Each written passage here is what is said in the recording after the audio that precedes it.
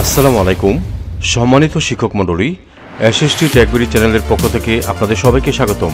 আজকের ভিডিওতে থাকছে উপবৃত্তি আপডেট 2025, অর্থাৎ উপবৃত্তি পোর্টালে প্রবেশ করে আপনি যখন কোনো শিক্ষার্থীর প্রাপ্যতা নিয়ে দিয়েছিলেন, এখন কেন নিয়ে দিয়েছিলেন সেই কারণটি আপনি উল্লেখ করতে হবে। তো ভিডিওটি না টেনে যদি পুরো ভিডিওটি আপনি দেখেন, তাহলে এই ভিডিওটি শেষে আপনি উপবৃত্তি পোর্টালে প্রবেশ করে শিক্ষার্থী কেন উপবৃত্তি পেল না সেই কারণটি উল্লেখ করতে পারবেন।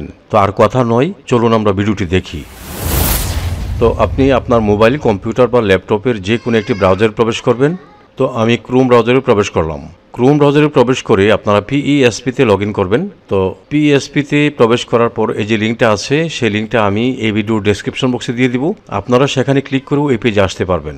আচ্ছা, মূল ভিডিওতে যাওয়ার আগে বলছি, এটা আমার নতুন চ্যানেল, আগের চ্যানেলটি হ্যাক হয়ে গেছে। তো এই নতুন চ্যানেলে আপনারা যারা আমাকে সাবস্ক্রাইব করেছেন অসংখ্য অসংখ্য ধন্যবাদ। আর যারা এখনও সাবস্ক্রাইব করেননি, এ ধরনের নতুন নতুন আপডেটকৃত ভিডিও পেতে আপনারা চ্যানেলটি এখনই সাবস্ক্রাইব করে রাখুন। তো এখানে এসে দেখেন, আপনারা এটা যদি ইংলিশ করা থাকে এটাকে আপনারা বাংলা করে দিবেন, এতে করে ব্রাউজারের যে তথ্যগুলি বুঝতে সুবিধা হবে। এখানে ইউজার নেম বলতে আপনার মোবাইল নাম্বার, পাসওয়ার্ড এবং ক্যাপচা দিবেন।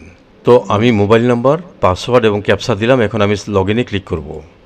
হ্যাঁ, লগ ইনে ক্লিক করার পরে আমরা কিন্তু আমাদের পিইএসপি পোর্টালে চলে এসেছি। তো এখানে আসার পর দেখেন, যদিও গত 7 এপ্রিল থেকে নতুন শিক্ষার্থী এন্ট্রি দেওয়ার কথা ছিল, কিন্তু দেখেন এই যে প্রাথমিক নির্বাচনে কিন্তু এটা নেই। ঠিক আছে, এই অপশনটা এখনো চালু করছে না। তো পরিপত্রর কথা মতো আমরা কাজ করতে পারছি না। আমরা অনেকেই বারবার ট্রাই করতেছি, কিন্তু পরিপত্রর কথা অনুযায়ী এই পোর্টাল কথা রাখেনি। যাই হোক, আমাদের আজকের ভিডিও হলো শিক্ষার্থীর কেন প্রাপ্যতা নিয়ে দিয়েছিলেন সেই সম্পর্কে।